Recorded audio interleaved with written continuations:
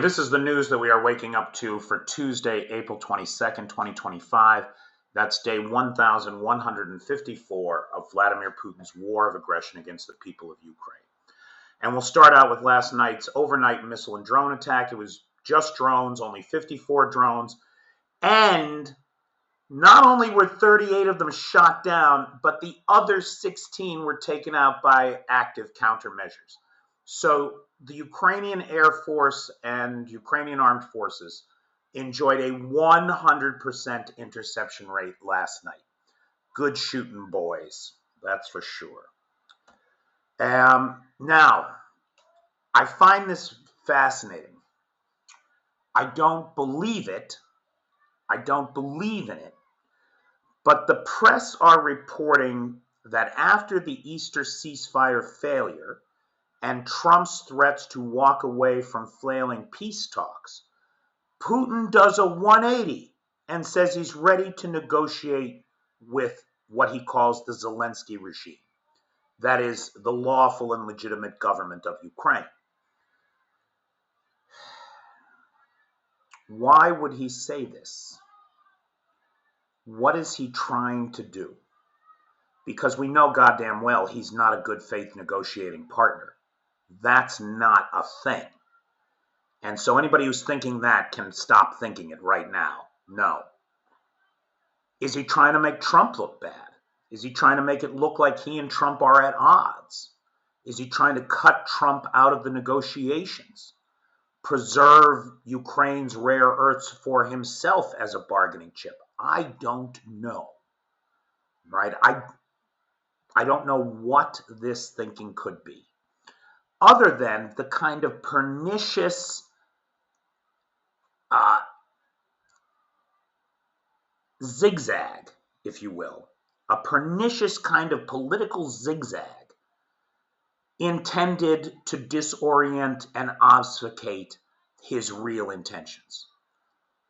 Of everything that I have seen from this person and his conduct during this war, I think that this notion of a political zigzag in order to disorient his opposition is the most likely reason for this so-called 180, which I do not believe is a real thing, no matter what the press says.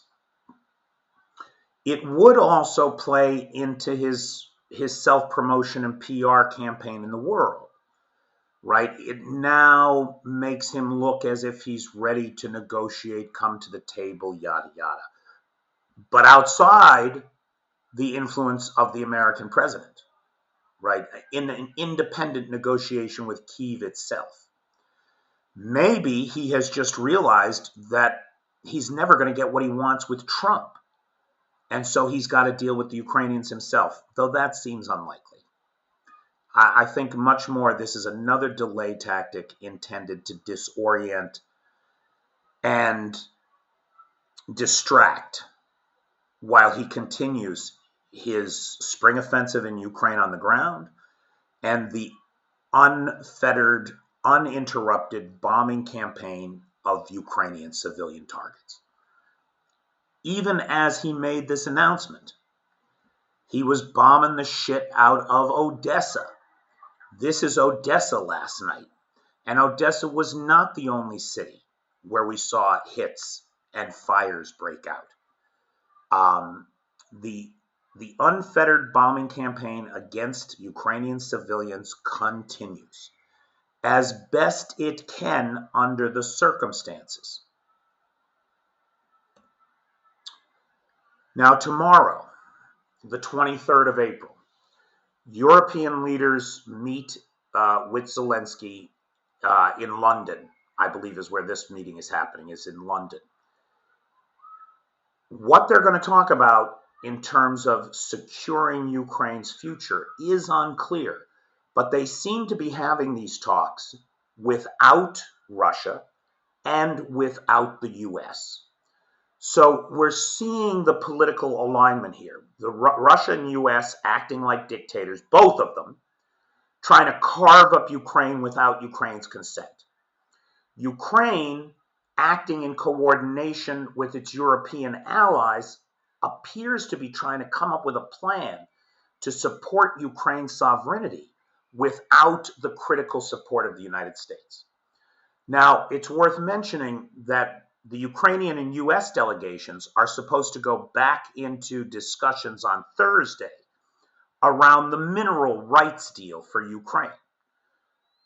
Could it be that Zelensky is trying to undercut the Americans with a European minerals deal, and we'll hear about that tomorrow?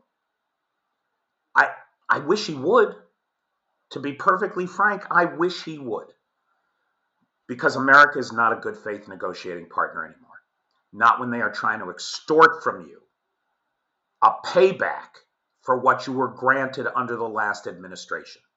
That is not a good faith partner. Donald Trump is nobody's good faith partner. He's certainly not a good faith partner to the American people, whom he is actively trying to bankrupt at every turn. The global economy is a fragile thing, a delicate thing.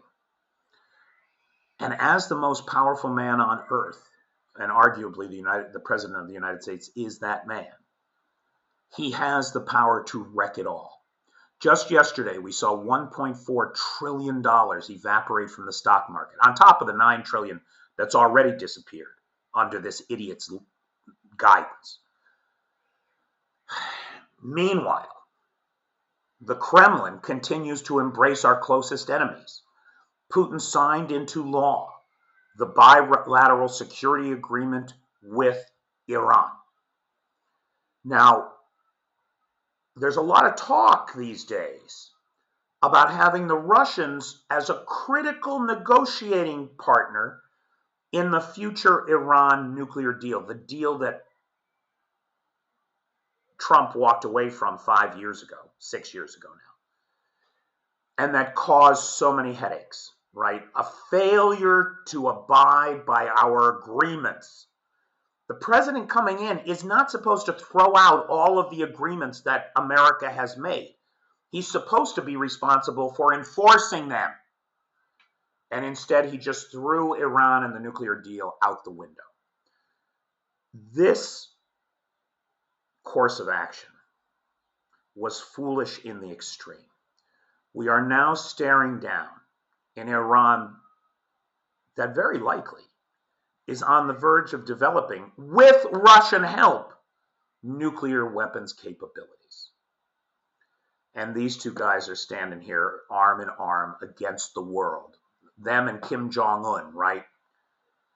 The axis of evil, to which you can add Donald Trump as a major player in that axis. How this is going to now, Trump hates Iran and Iran hates Trump. How this is going to play with the Americans is unclear. It's very unclear. In my mind, Trump wants war with Iran. That's a thing he wants. He wants it to distract from the fact that he has suspended the due process of law in the United States and is ignoring the courts when they try to hold him accountable for it. So Iran and Russia are more close than ever before. Russia continues to be dependent on Iran for weapons deliveries, and now is in bed with them from a treaty and mutual defense perspective. Now, this is very interesting. I don't think this is video. I think that, it's just a still. So what the Russians are doing, are you ready for this? And you might have seen video of it in some places, but the main engineering focus of the Russian Army Corps of Engineers these days is draping netting over roadways to stop Ukrainian drones from hitting Russian vehicles.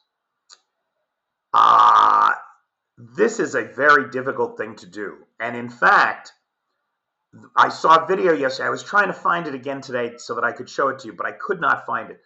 But video of a Ukrainian drone getting in under the netting and then at will choosing a target and blowing it up. I mean, this is,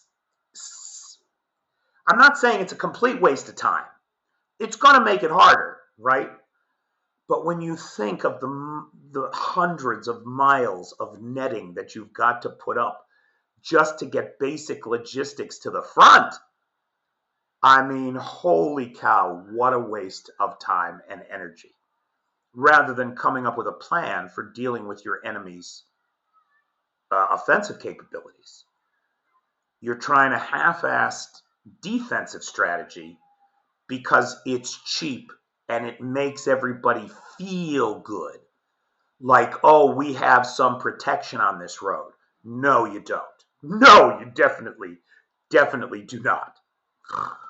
Oh. Ukrainian forces carried out a successful airstrike on a site in Russia's Kursk region used for launching Russian attack drones. According to the General Staff of the Ukrainian Armed Forces, up to 20 UAV operators were eliminated in the strike. Now, this strike is one of those strikes that I've been talking about. Those 19 strikes, well, now 22 strikes that we've had against high priority targets inside Russia or on the front lines in the temporarily occupied territories. This is a Ukrainian F-16 firing a JDAM missile at a UAV operator center in Kursk, taking out 20 drone operators. And additionally, the launch site where the drones go up from was also hit. 1/3 of all drones launched at the territory of Ukraine come from Kursk. 1/3. And so eliminating the enemy's ability to launch those offensive capabilities changes the pace and nature of the war. This is a growing capability. Using the F-16s for these frontline strikes is a growing capability of the Ukrainian armed forces. For 10 months, the F-16s have been patrolling the skies, taking out drones and missiles. Now they're running close air support missions in support of ground troops. That's a critical step in gaining air superiority and in being able to execute combined arms maneuvers. As I understand it, true combined arms maneuvers. Establishing air superiority over the skies of Ukraine would mean so much to this country. The terror campaign of aerial bombing saps your energy. It saps your will. You're up all night listening to the anti-aircraft fire. For parents in this town, they are huddled in their bathtubs with their sobbing children every night. If the Ukrainians could get control of the airspace, that would be a big move in the right direction. Oh, and I think I forgot to make a slide on it, but critical to this.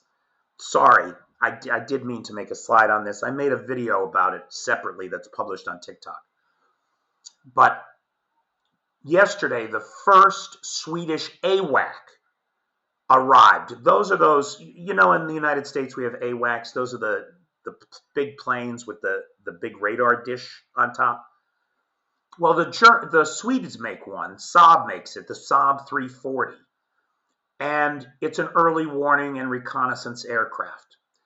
400-kilometer range. It can map every target in the sky. It can map boats on the ocean. Anything you want to blow up.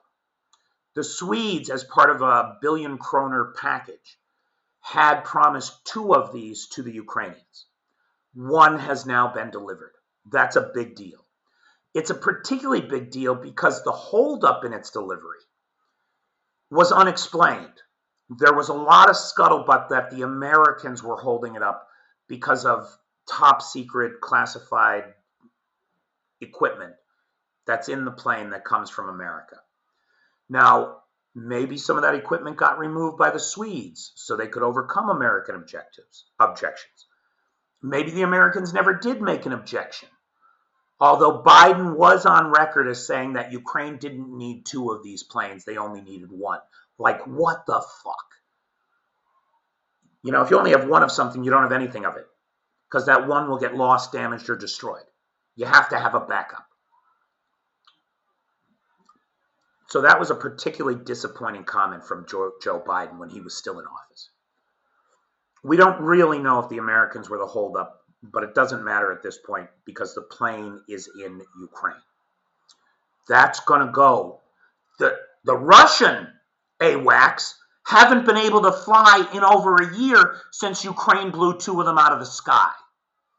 And very likely a third one that was in a repair facility in Taganrog was struck by drones and destroyed while it was in the hangar. There are certainly holes in the roof of that hangar.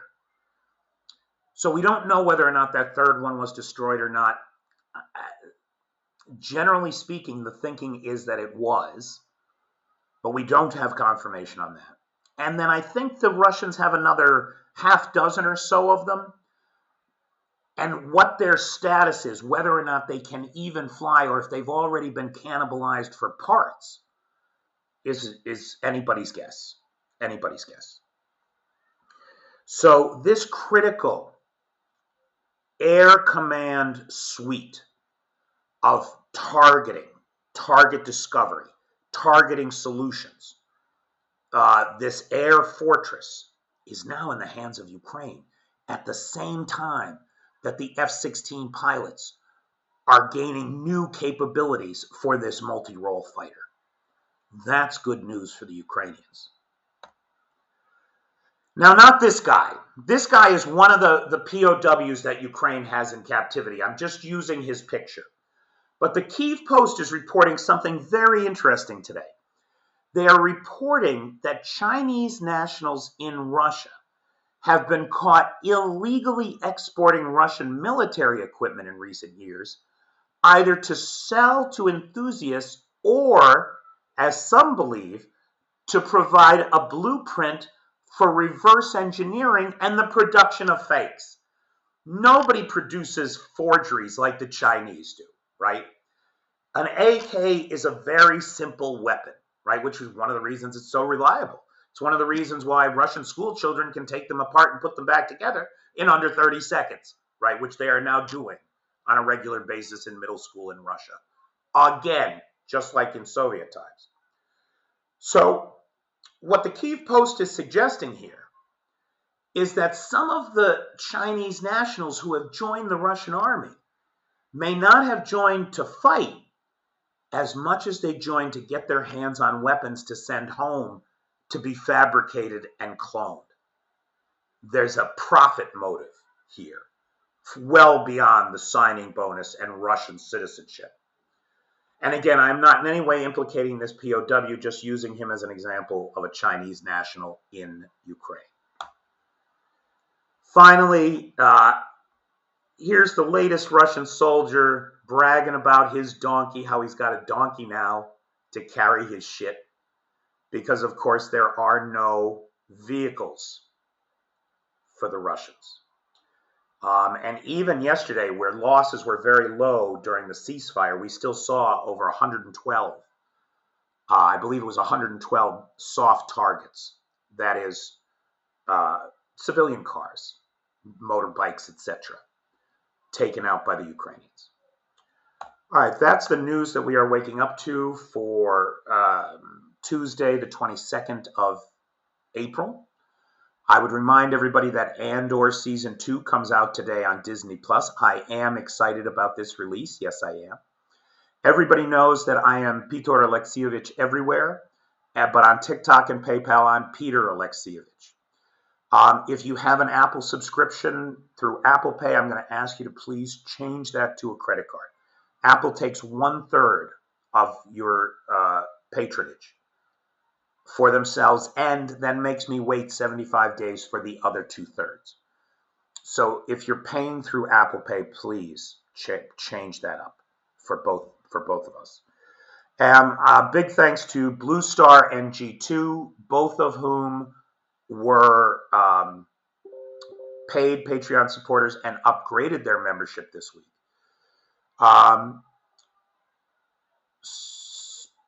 Special thanks to, I'm going to have to do it tomorrow because I've completely forgotten the name, but one of the free members converted to a paid membership, and I'm very grateful for that. Thank you. And tomorrow I'll give you my personal thanks. I'm so sorry. All right, that's it for me today. We will see everybody in the live tonight. Take care, everybody.